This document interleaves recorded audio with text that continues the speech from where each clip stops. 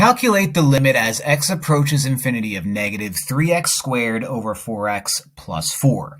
Normally when I calculate the limit algebraically, all I have to do is just plug in whatever number that is to x and hope for the best. Well, I can't do that. Not here. Not here because I have an infinity, and if I plug infinity, I get infinity over infinity, and that doesn't make sense. You're not allowed to do that. So what you're going to do, this little trick, is find out what the highest degree variable is on the bottom here. It's x.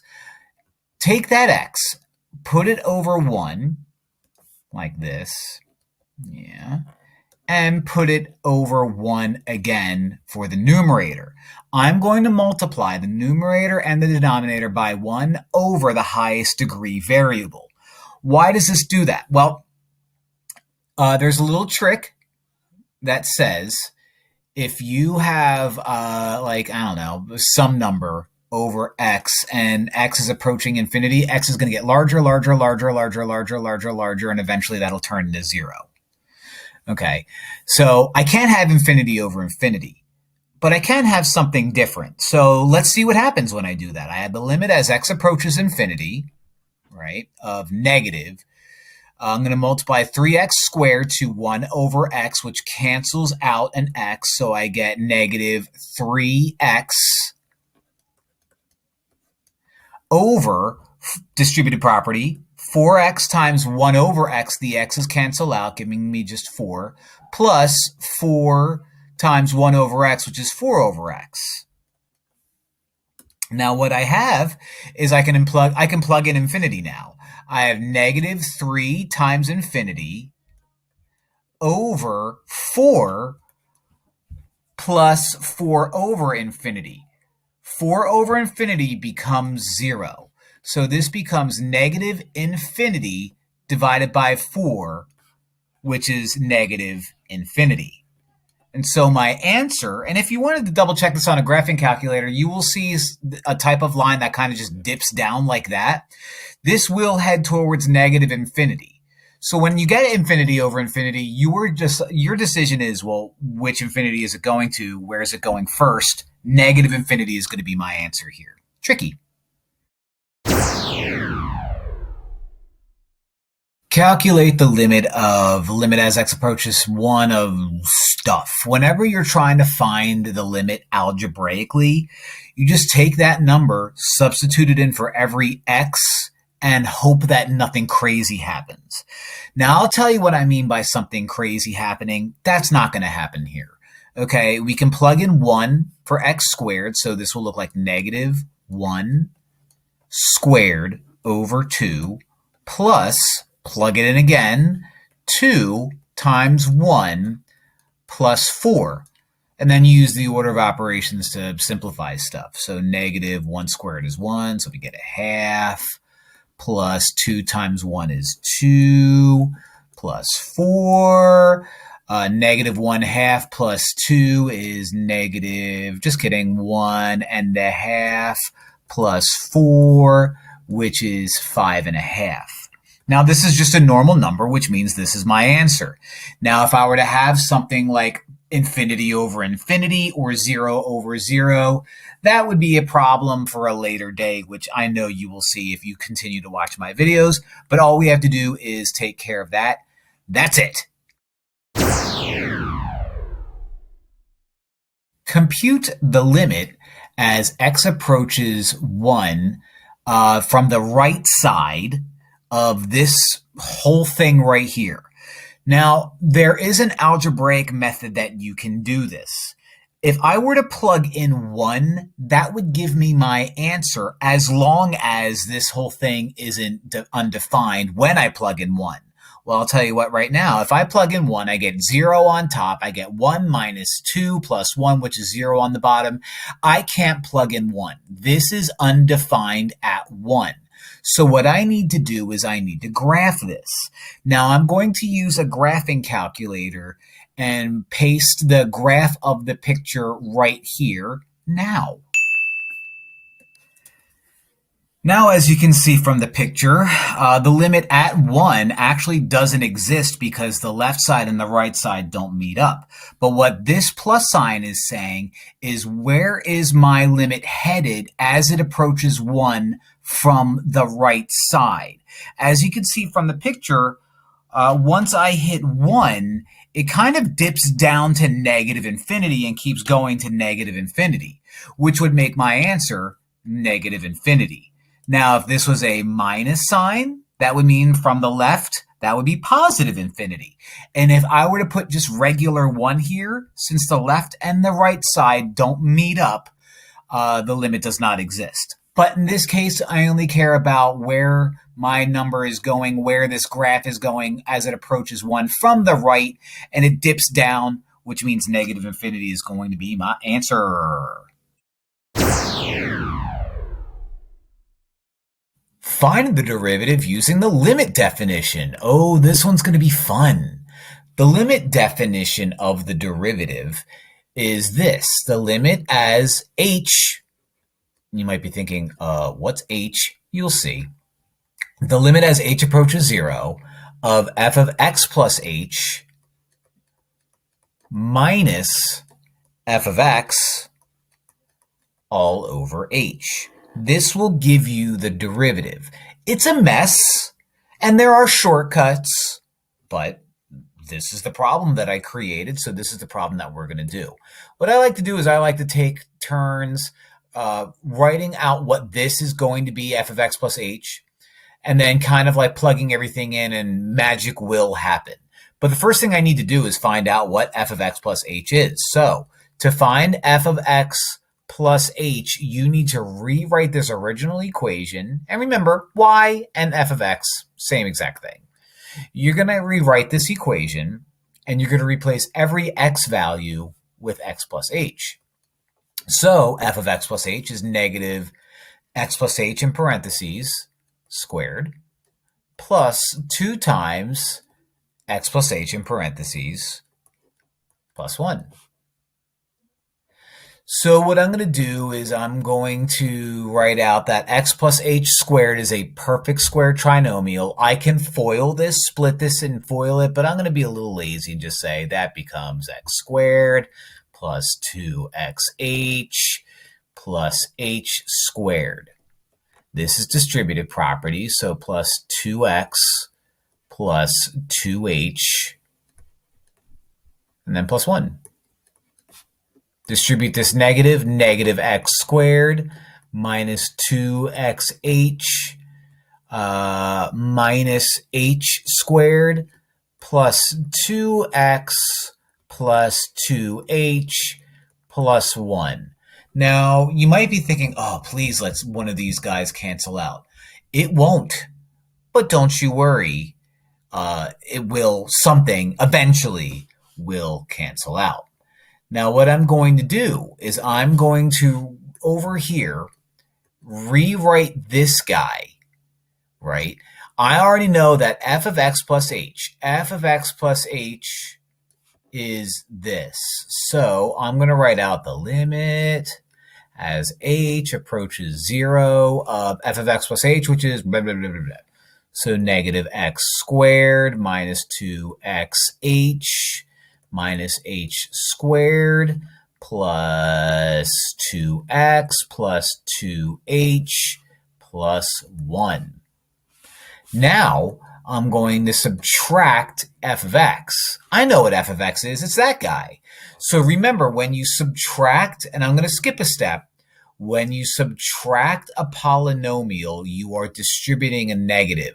So when I subtract this green parentheses, flip the sign. So you become plus x squared, that's good news, minus 2x, that's good news, and minus 1, that's good news.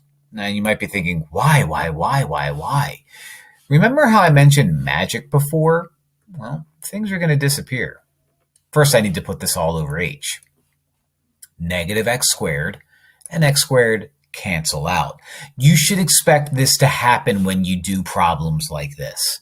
What else cancels out? 2x, negative 2x, positive 1, negative 1. So I now drop down the limit as h approaches 0 of negative 2xh minus h squared plus 2h. Now you might know from limits and computing limits algebraically that if I were to plug in 0 for h, and h, I would get 0 over 0, which is indeterminate, which is against the rules. But if I have an h in common with all of them, can I just factor out an h? I'll tell you, you can. So the limit as h approaches 0 of, let's pull out an h, negative 2x minus h plus 2 over h allows me to cancel out these h's. I missed. So the limit as h approaches 0 of negative 2x minus h plus 2 is going to turn that minus h into a 0, negative 2x minus 0 plus 2. And since I'm running out of room, I'm going to skip the minus 0 part and leave it at that. That is my answer. It's a mess. There are shortcuts for this, and I will have videos showing you the shortcuts, but this is using the derivative definition, the huge limit crazy thing right there. Always expect things to disappear. Always expect to factor out an h, and then your answer will be a whole lot friendlier once this whole mess is taken care of.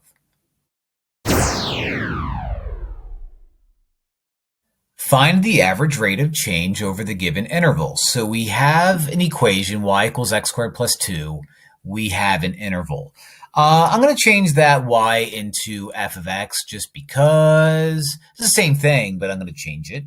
Because I'm going to write out this formula right here. The average rate of change is the same thing as f of b minus f of a over b minus a if b and a are the endpoints of your interval. And you might look at that and say, well, that's a lot like slope. Yeah. Yes, it is, because rate of change is slope. So what I have to do before I even start this is I need to find out what f of b, or f of negative 3/2 is, and what f of a is. So f of b is going to be f of negative 3 over 2. And that's going to become negative 3 over 2 squared plus 2. Negative 3 over 2 times itself is 9 over 4 plus 2, which is, what is 9 over 4? 2 1/4. So 2 1/4 plus 2 is 4 1/4. 4.25.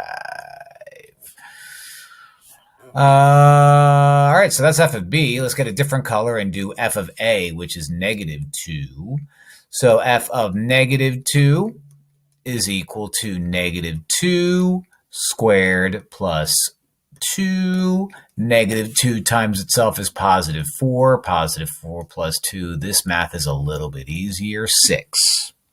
So now that I know that information,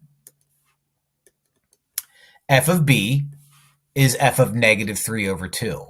And f of negative 3 over 2 is 4.5. So f of b is 4.5. 4.25, apologies. Minus f of a is negative 2. F of negative 2 is 6. So 4.25 minus 6, all these colors, over b minus a is going to be negative 3 over 2 minus 2. So I'll just write that down in black. Negative 3 over 2 minus negative 2. 4.25 minus 6 is negative 1.75 over negative 3 over 2, double negative. So negative 3 over 2 plus 2 is 0.5, and that's positive. And negative 1.75 over 0.5 is negative 3.5, I think. Yeah. Negative. We got a negative one. So negative rate of change is decreasing. Yeah, which makes sense because that's a parabola going down in this area. So I like it. I like it a lot. Find the value of a that makes the function continuous everywhere. So we have ourselves a piecewise function. That's a mess, but it's over t squared. It tells you that t can't be 0. Well, it makes sense because if you were to throw in 0 for this guy, you would get 0 squared on the bottom, which is 0, which means you get an undefined function, which is impossible. So what's going to happen is you're going to get a graph of this, and you're going to have a hole or an asymptote of some kind or a breakage at 0. But I need to fill that 0 in. Now, I'm like, okay, well then find where things fall apart. Well, I can't just plug in 0 because it won't work.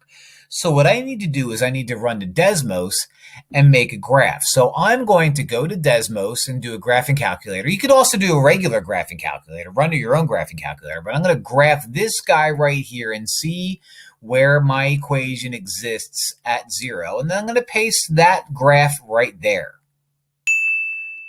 All right, so if you take a look at my graph, and I zoomed in quite a bit, I typed this exact same thing into Desmos on my phone. I had to use X's instead of T's because that's all it gave me for the phone edition of Desmos. If I were to try to take my thumb, or if you're on a computer, take your mouse and hover over where X or T is 0, it'll say undefined. But if I get awfully close to 0, it'll tell me that t, or the y value, is 0.25. So in order to fill that hole in, a has to be 0.25. Right now, I see this weird image that looks like that, but there's a hole there at 0.25. By allowing a to be 0.25, it fills that hole in. Now it's continuous everywhere. That's my answer. Find the derivative of y equals 5/4 x to the 2/3. If you're just finding the derivative of a polynomial and you have a bunch of, exponents, variables, coefficients here and there, that requires only the power rule. Now, this is what the power rule says. I'll just write out the definition. d dx means you take the derivative of, some constant, I'll call a, x to the n power. This is what I have here. A would be 5/4, x is x, n is that exponent right there. What you do is you take that n, you drop it down, you multiply it to the coefficient, keep x, and subtract 1 from n. That is the power rule. Again, bring the exponent down, multiply it to that, subtract 1 from there. So let's get rid of this. Okay, let's get rid of this now that I know that. What I'm going to do is y prime, or I could call it dy dx if I wanted to. I'm going to take that 2/3, I'm going to bring it down, multiply it to the 5/4 that's already there. X is x, and 2/3 I'm going to subtract 1 from. All right, so a lot of cleanup on this problem, but, that's fine. It's part of the job. 2 times 5 is 10. 3 times 4 is 12. I can simplify that. X to the 2/3 minus 1. That's the same thing as saying 2/3 minus 3/3 for those of you who hate fractions. All right, so let me clean all this stuff up a little bit. That gives me 10 over 12 is 5/6. X is x. 2/3 minus 3/3 is negative 1/3. So the way I will wrap this problem up, and I'll actually take 2 steps to wrap it up, is a negative exponent drops x to the other side of a fraction bar. Right now, it's on the invisible top of a fraction bar, even though, there's no fraction bar. I could put over 1 if I wanted to. Now I have it on the bottom. So 5 remains in the numerator, 6 in the denominator, x to the drop it down and make it positive 1/3. Now, you can leave it like that if you want to, but an exponent of 1/3 also gives you the cubed root, so this is the other way that we could write this out. Either of these is perfectly fine, either of these is simplified, and that's my guy. Y equals negative x squared. Find, this means the second derivative. So I'm going to take the derivative once. I'm going to take the derivative a second time and see what I get. So the first derivative, d regular y, d regular x, forces me to use the power rule. So the power rule is you take the exponent, you drop it in front of the x, or multiply it to whatever coefficient is there. My coefficient's -1, invisible 1, but -1. So I'll keep the negative there, drop the 2 down, the 2 in front, keep x the way it is, and subtract 1 from the exponent. So 2 minus 1 is 1. That's sloppy, so -2x.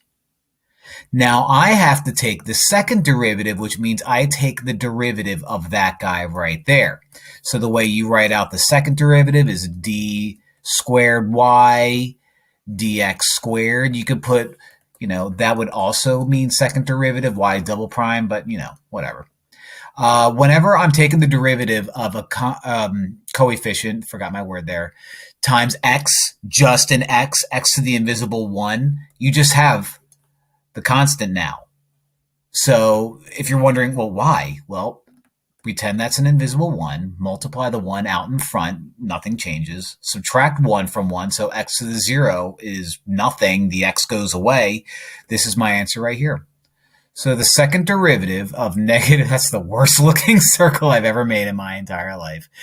The second derivative of negative x squared is -2. That's it.